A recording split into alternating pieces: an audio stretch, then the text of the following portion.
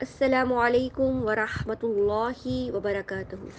ربی زدنی علما، اللہم فقہنی فی الدین، اللہم حاسبنی حسابا یسیرا، اللہم انی اسألک حسن الخاتمہ. امید کرتی ہوں آپ لوگ خیریت سے ہوں گے، ایمان کی بہترین حالت میں ہوں گے. دیکھیے الحمدللہ ثم الحمدللہ، آج سے یہاں پر جو ہے اس گروپ میں ہماری سورۃ البقرہ کی جو 60 آیات ہیں وہ حفظ کرانے کا گروپ سٹارٹ کیا گیا ہے. اور مجھے امید ہے کہ آپ لوگوں کو پتہ ہے کہ سورۃ البقرہ کی کتنی بڑی فضیلت ہے، اور بہت سے اسٹوڈنٹس جو ہیں وہ ہمارے ساتھ دوسرے گروپس میں ان کو یاد بھی کر رہے ہیں. میں آپ لوگوں میں سے کافی اسٹوڈنٹس نے لاسٹ 2 آیات ہیں وہ ہمارے ساتھ حفظ کی ہیں. تو آج یہاں پر اس گروپ کے اندر ہم جو فرسٹ 60 آیات ہیں ان کو حفظ کرنا اسٹارٹ کریں گے. اللہ سبحانہ تعالی ہم سب کو استقامت دے، آپ سب کو استقامت دے، ہم سب کو صحت تندرستی کے ساتھ اس کو حفظ کرنے کی توفیق دے. آمین ثم آمین یا ارحم الراحمین.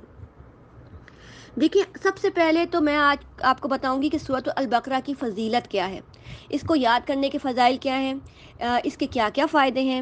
سب سے پہلے تو آپ کو پتہ ہونا چاہیے کہ بقرہ، سورۃ البقرہ میں بقرہ کا مطلب کیا ہے.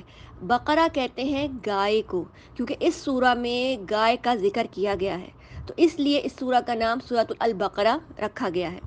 اچھا دیکھیں، اس میں یہ جو آپ کو بتانا چاہیے یہ مدنی صورت ہے. اس کا نزول کے اعتبار سے مدنی دور کے ابتدائی صورتوں میں سے ہے، تو یہ مدنی سورہ ہے. یہ 3 سپاروں پہ مشتمل ہے، یعنی 3 جز، مطلب فرسٹ سیکنڈ تھرڈ، یعنی پارہ نمبر 1، جز 2 اور جز 3، یعنی ان تینوں کے اندر یہ موجود ہے. قرآن پاک کی سب سے بڑی سورہ ہے، ٹھیک ہے. اس کے 40 رکوع یعنی 40 رکوع ہیں، اور اس کی ٹوٹل آیات یعنی کل آیات 286 یعنی 286 ٹوٹل آیات ہیں. اب دیکھیں میں نے آپ کو بتایا کہ یہ نزول کے اعتبار سے مدنی دور کے ابتدائی صورتوں میں سے ہے. سورۃ البقرہ کو سنام القرآن بھی کہا جاتا ہے. سنام کا مطلب ہوتا ہے ہر چیز کے افضل اور اعلیٰ حصے کو کہتے ہیں، یعنی کسی بھی چیز کے افضل اور اعلیٰ حصے کو سنام کہا جاتا ہے. یہ سورت بہت ہی افضل سورہ ہے. آپ صلی اللہ علیہ وآلہ وسلم نے فرمایا، جس گھر میں سورۃ البقرہ پڑھی جاتی ہے وہاں شیطان داخل نہیں ہوتا ہے.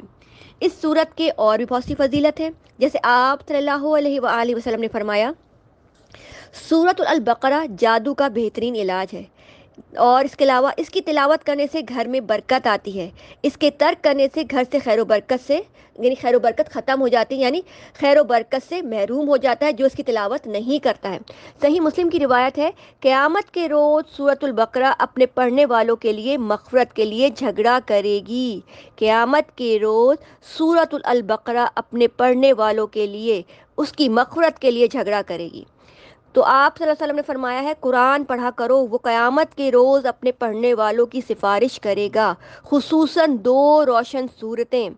دیکھیں اس جگہ جگہ جو 2 روشن صورتیں کہا جاتا ہے، اس میں ایک صورت ہے سورۃ البقرہ اور ایک ہے سورۃ العمران، ٹھیک ہے، آل عمران. قیامت کے روز یہ اس طرح قطار میں آئیں گی جیسے بادل ہوں گے. یعنی ان دو فرسٹ 2 سورہ ہے قرآن کی، یعنی دیکھیں سورۃ البقرہ اور سورۃ آل عمران. اس کے بارے میں کہا جا رہا ہے کہ قیامت کے روز اس طرح قطار میں آئیں گی جیسے بادل آتے ہوں، جیسے 2 سائبان یعنی بادلوں کا جیسا سایہ لے کے آئیں گی، یعنی یہ ہم پہ سایہ لے کے کور کر دیں گے انشاءاللہ.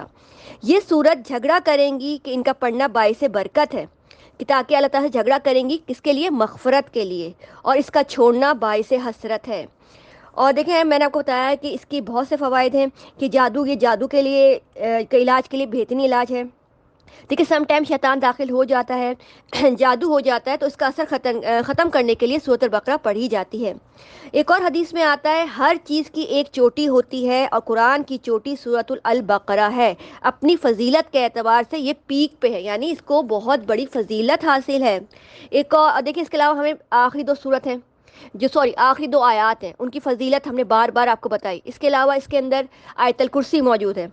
ایک اور حدیث میں آتا ہے، آپ صلی اللہ علیہ وآلہ وسلم نے فرمایا، اپنے گھروں کو قبرستان نہ بناؤ، یعنی اپنے گھروں میں عبادت کیا کرو، اور شیطان اس گھر سے بھاگتا ہے جس میں سورۃ البقرہ کی تلاوت کی جاتی ہے. تو دیکھیں اللہ تعالیٰ نے کہا ہے کہ اپنے گھروں میں ہمیں نمازیں پڑھنی چاہیے، قرآن کی تلاوت کرنی چاہیے. اور قرآن آپ کو پتہ ہے کہ اللہ تعالیٰ نے ہمارے لیے ہدایت کا سرچشمہ ہے. تو سورۃ البقرہ کو خاص امتیاز حاصل ہے۔ اسلام کے بنیادی جو اصول ہے، عقائد اور احکامات کا جتنا بھی تفصیلی بیان ہے وہ اس صورت میں موجود ہے۔ اتنا کہ زیادہ اس میں مطلب عقائد اور احکامات ہیں جو کسی دوسری صورت میں نہیں بتائے گئے ہیں۔ تو اسی خصوصیت کی وجہ سے اس کو مقدم رکھا گیا، یعنی اس کو پیک پہ رکھا گیا، چوٹی کرا دیا گیا اس کو۔ اسی وجہ سے اس کو سنام القرآن کہا گیا ہے۔ اللہ تعالی ہم سب کو کثرت کے ساتھ قرآن مجید پڑھنے کی، اس کو سمجھنے کی، اس پہ عمل پیرا ہونے کی توفیق دے۔ اللہ سبحانہ تعالی ہم سب کا خاتمہ بالخیر کرے، خاتمہ بالایمان کرے، ہمیں اس قرآن کو سمجھنے اور سیکھنے کی توفیق دے۔ آمین ثم آمین یا ارحم الراحمین۔